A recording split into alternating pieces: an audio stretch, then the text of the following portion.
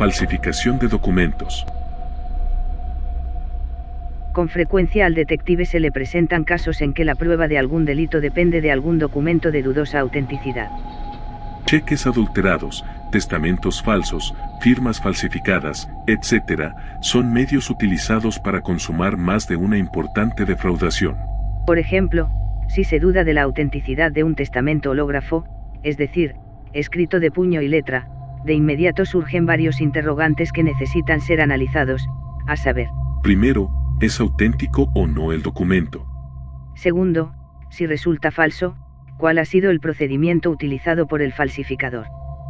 Tercero, ¿cuál ha sido la verdadera voluntad del testador? En la medida en que se vayan aclarando estos interrogantes, irán surgiendo otros, como ser a quién beneficia y a quién perjudica la adulteración, todo lo cual nos permitirá ir atando cabos y sacando conclusiones, hasta llegar a descubrir al presunto autor o autores de la falsificación. La importancia del peritaje documental. El peritaje documental es una de las disciplinas más complejas dentro de la investigación criminal, ya que solo los especialistas altamente capacitados pueden lograr resultados concluyentes. Hoy en día, las técnicas periciales han avanzado considerablemente, reduciendo los puntos oscuros en la investigación.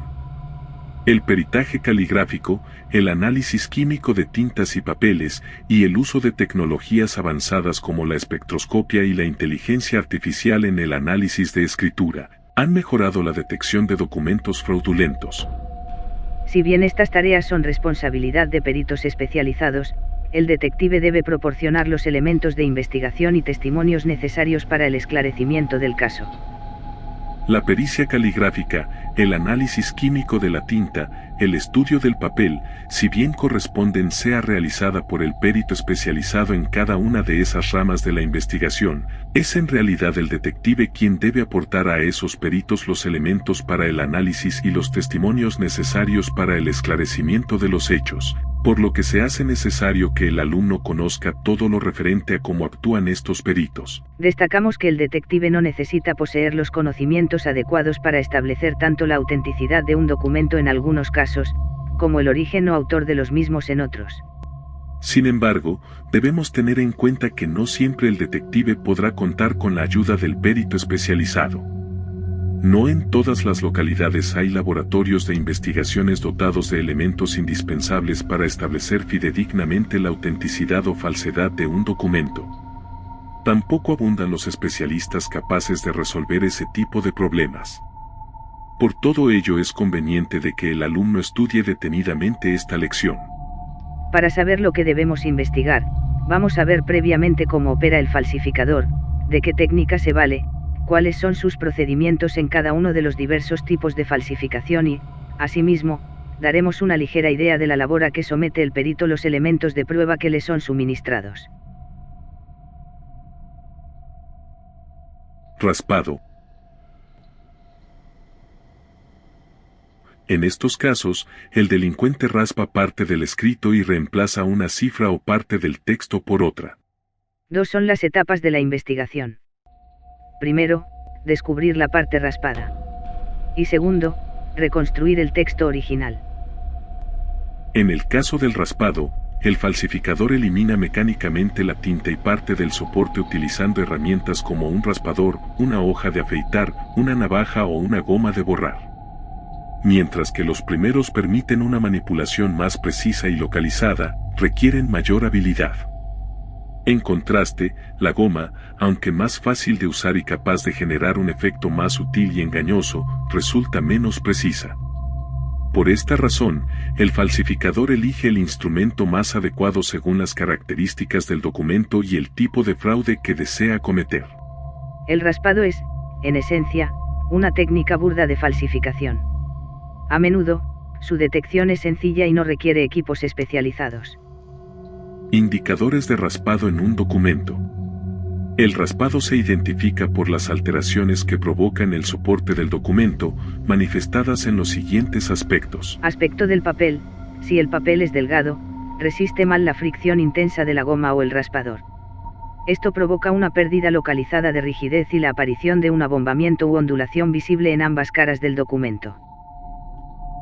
Brillo del papel. Al reflejar la luz sobre la superficie del documento, la zona raspada presenta un aspecto opaco, contrastando notablemente con el brillo original del papel. Este método de inspección es particularmente útil para detectar borrados leves, especialmente en escritos hechos con lápiz blando, los cuales pueden pasar desapercibidos con otros procedimientos. Surco de la escritura. Cuando se escribe con bolígrafo o lápiz de punta dura, la presión deja una marca profunda en el papel. Este surco resiste la acción de la goma y en gran medida la del raspador, permaneciendo visible en la superficie y mucho más notorio en el reverso del documento. Transparencia del papel. La remoción de material durante el raspado reduce el grosor del papel, incrementando su transparencia en la zona alterada. Cuanto más agresivo sea el raspado, más evidente será este efecto. Estado de la superficie del papel. Los papeles destinados a la escritura tienen un ligero encolado que impide que la tinta fluya demasiado y se absorba de forma descontrolada, como ocurre en el papel secante. Este proceso de alisado aglomera y aplana las fibras del papel, creando una superficie homogénea. El raspado interrumpe esta uniformidad, levantando las fibras y dejándolas erizadas en distintas direcciones. Uso de polvos colorantes. Para detectar raspaduras, se pueden emplear polvos utilizados en la búsqueda de huellas dactilares. Espolvoreando ligeramente el documento y golpeándolo suavemente, el polvo se adherirá a las imperfecciones, permitiendo identificar áreas manipuladas. También se pueden utilizar vapores de yodo para obtener resultados similares. Aspecto de la adición. Cuando se escribe sobre una zona raspada, la tinta se comporta de manera inusual. Al haber desaparecido parcial o totalmente el encolado del papel, la tinta se extiende más de lo normal, asemejándose al efecto que se produce en un papel secante. Esto genera un trazo más ancho e irregular, con bordes dentados y un color más intenso en comparación con el resto del escrito. En algunos casos, la tinta incluso puede filtrarse hasta el reverso de la hoja. En resumen, cuanto mayor sea la familiarización del detective con los conocimientos científicos útiles para el hallazgo de nuevas pistas, tanto mayor ha de ser la eficacia de su labor. Lavado. Recibe este nombre la operación por la cual el delincuente ha hecho desaparecer, por medios químicos, parte o todo el texto de un escrito, dejando únicamente la firma, para luego llenar el claro obtenido con otro texto que sirva a sus fines. Para el caso del lavado, si este es reciente, en general, este resulta invisible en circunstancias normales, pero a menudo, con el tiempo, el papel adquiere un tono amarillo muy característico, y el fraude se convierte en evidente. La sustancia empleada para el lavado ataca generalmente la cola del documento y desprende parcialmente las fibras superficiales que se erizan como en los raspados, pero de un modo menos claro. La transparencia del papel aumenta también localmente, pero aquí el fenómeno también es menos visible que en el raspado. Los polvos colorantes o los vapores de yodo dan también resultados positivos. Pero generalmente es preferible demostrar el lavado por un método que les sea específico y no común a los dos procedimientos de supresión. A tales efectos es de sobra suficiente el examen del documento con la lámpara de Bode, y una fotografía de fluorescencia proporciona una prueba material, objetiva e indiscutible de las observaciones del perito. La substancia del lavado actúa indistintamente sobre el trazo de tinta y sobre toda la superficie del papel en que ha sido aplicada. Transforma la celulosa en oxicelulosa, mucho más fluorescente que aquella. De este modo, la lámpara de Bode delimita exactamente el lugar del fraude. Generalmente, se reconoce con bastante facilidad la escritura sobre un lavado. En primer lugar, es muy raro que los dos tipos de escritura tengan el mismo tono y la misma intensidad. Este fenómeno es ya inevitable en los casos de interlineación, como veremos más adelante. Pero aquí intervienen dos factores complementarios para aumentar las diferencias. En primer lugar, la alteración de la cola, al hacer más absorbente el papel, da lugar a un trazo más fuerte de color. Y, al contrario, los restos de bisulfito que pueden quedar en el papel tienden a decolorar, a menudo en notables proporciones, la tinta del añadido. Pero el indicio más característico del lavado no es el tono o la intensidad del rasgo de tinta, sino su aspecto peculiar, irregular y con un dentado mayor y más marcado que en los casos de raspado. Falsificación por calco. En este tipo de falsificación, el delincuente puede hacer el calco poniendo el papel sobre el modelo, sirviéndose de un aparato similar al que se emplea para retocar fotografías, es decir, de un vidrio bajo el cual hay una lámpara eléctrica encendida. Suele ocurrir que el falsificador no tiene a su disposición un texto auténtico en el que pueda hallar todas las palabras que necesita, creándose primeramente por recortes un modelo y procediendo luego a efectuar el calco. En general, el tipo de falsificación por calco es el que ofrece menos dificultades para descubrirlo. Los síntomas característicos de una falsificación por calco son: A. Interrupciones. El falsificador levanta de vez en cuando la pluma para ir viendo cómo va saliendo el trabajo. Estas interrupciones hacen que el escrito no tenga un trazo continuo y vienen disimuladas por una reanudación de continuidad muy fácil de descubrir con un microscopio de 5 o 6 aumentos. B. Retoques. El falsificador, generalmente, y con el propósito de mejorar su trabajo, efectúa retoques en lugares deficientes. Estos retoques son siempre muy visibles en fotografías ampliadas. Un detalle digno de tenerse en cuenta es la observación con una lupa del lugar o punto por donde empiezan las letras de un escrito. El falsificador, por lo general, no empieza las letras en el mismo punto que el imitado. Por ejemplo, en una A el original empieza por arriba mientras que el falsificador la empieza por la izquierda. Esto se pone de manifiesto en todos los casos tanto con una lupa como por fotografía ampliada y sirve para poner en evidencia la falsificación. Como se verá más adelante al estudiar la escritura desfigurada en los casos de anónimos manuscritos, el hecho de iniciar una determinada letra por un punto característico es una costumbre inalterable y sirve para identificar al autor del escrito. Otro detalle que surge en toda falsificación por calco es la falta de firmeza del pulso. Por lo mismo, el autor de la falsificación está dibujando sobre un modelo, el escrito se caracteriza por esa falta de firmeza que se nota en los rasgos de las escrituras normales. Hay que distinguir entre el temblequeo normal de la pluma de una persona de edad, del temblequeo del falsificador. En el primero caso, pese al temblequeo, la escritura es continua y en el segundo caso es discontinua. Lo dicho se pone de manifiesto especialmente en los trazos ascendentes de la escritura, en aquellos en la que la misma pluma le oculta el modelo al falsificador. Existe casos en que la investigación se presenta en condiciones favorables. Es cuando se descubre el texto que ha servido de modelo al calcador. La coincidencia perfecta en la superposición permite un diagnóstico inmediato y positivo.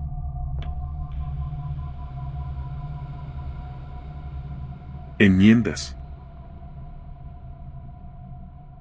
Son otro tipo especial de falsificación.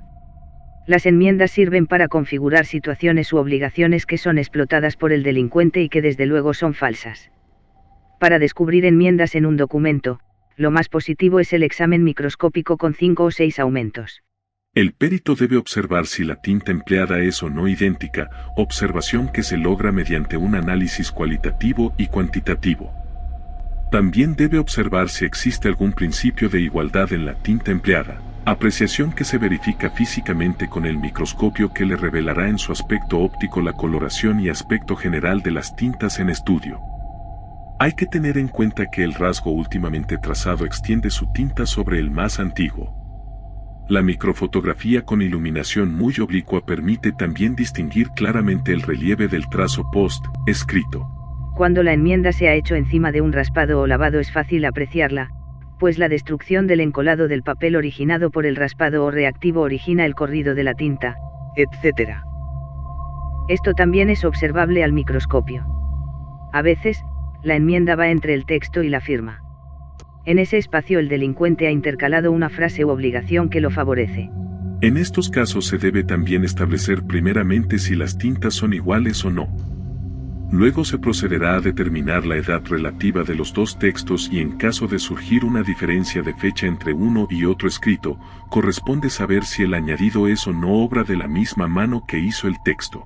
En la práctica no existen medios científicos ciertos que determinen con precisión la edad de las tintas, Al respecto existe un interesante estudio realizado por el Dr. Bucetich donde arriba a la conclusión de que el examen de las tintas, en lo referente a su antigüedad, siempre resulta incierto. Otro tipo común de enmienda, y que altera el significado del texto, es el de las simples rayas que hacen ilegibles una parte del mismo. A esto se le denomina tachado. Para revelar el texto tachado, si éste se hizo con tinta diferente se puede intentar fotografiar directamente o con interposición de un filtro colorado. La placa permite leer un escrito hecho con tinta negra tachado con tinta violácea. Falsificación sobre recorte. Este tipo de falsificación requiere del falsificador dos tareas: 1. Constitución del texto y 2. Calco del mismo. El primer trabajo del falsificador es tratar de procurarse el mayor número posible de manuscritos de la persona cuya escritura desea imitar. Supongamos, por ejemplo, que se trata de falsificar un testamento. El falsificador pariente o íntimo de la víctima tendrá quizás por casualidad un borrador del acta testamentaria o un testamento hológrafo anulado por otro posterior. Como se trata de reunir el mayor número de textos que en lo posible tengan semejanza en lo que el falsificador quiere escribir, ese modelo le dará el preámbulo por entero, una parte del texto dispositivo, la población y la fecha y aún la firma. Conseguirá también su propio nombre escrito con la letra de quien quiere imitar, habiéndose hecho dirigir una carta por cualquier motivo o valiéndose de otro medio ingenioso. Como este, así otros datos y modelos, hasta obtener, si bien en forma dispersa, todas las palabras necesarias para construir un determinado texto. Luego, el trabajo ya es más simple. Armado de unas tijeras, procede a recortar las palabras sueltas, formando frases con el sentido que tiene necesidad y agrupándolas hasta configurar párrafos y hojas enteras, pegando unas a las otras. Si faltan algunas palabras, como ser nombre de terrenos, etc., entonces el falsificador procede a recortar, de su colección abundante de autógrafos, sílabas y hasta letras, para formar el texto deseado y del que se carecía de modelo. Ya construido el texto, en el cual el falsificador ha tenido sumo cuidado de seleccionar bien las palabras en lo que a su tamaño se refiere, cuidando no pegar las palabras desparejas, seleccionando los escritos de tal manera que se contemple la oblicuidad de las letras y no sea que se confunda aquellas que han sido escritas velozmente con las que se han escrito con más lentitud. En una palabra, tratará en lo posible de que el modelo salga parejo y lo más perfecto posible. Logrado esto, un falsificador avesado procede a fotografiar su obra, para conseguir una superficie plana y unida. Luego procede al calco. Se comprenderá la dificultad que debe enfrentar el perito para desenmascarar al falsificador. El texto ha sido armado en base a palabras legítimas y esto es lo que hace que su esclarecimiento ofrezca serias dificultades. Una de las dificultades insalvables y lo que jamás puede disimular el falsificador es dar igualdad de tamaño a las palabras y letras de todo el texto. Se ha comprobado que jamás tienen igual calibre palabras o grupos de ellas, tomados de documentos diferentes. Las pequeñas diferencias se evidencian al proceder a efectuar grandes ampliaciones fotográficas. Se sabe, además, que el que escribe no conserva, en un mismo texto, un calibre constante de la letra. A menudo se escribe más fino a la terminación de las líneas, en la parte inferior de las páginas, al final del documento. Sobre todo, hay que tener en cuenta la escritura de disminución. De cualquier manera, debemos señalar que cada persona tiene una característica general, en lo que a escrito se refiere, característica que como la que se ha expresado, por ejemplo, u otras similares, que son fáciles de identificar si se dispone de una serie de originales de la persona que se investiga. Pues bien, esa particularidad es imposible de dar en un texto armado como el que estamos describiendo. Además, si es difícil igualar los calibres, más difícil conseguir uniformidad en cuanto a la oblicuidad de las letras, ya que ésta se debe más que nada a la velocidad con que ha sido escrito el texto. Otra cosa difícil de lograr en el texto armado es la uniformidad de la dirección, de las líneas y de las palabras dentro de la misma línea.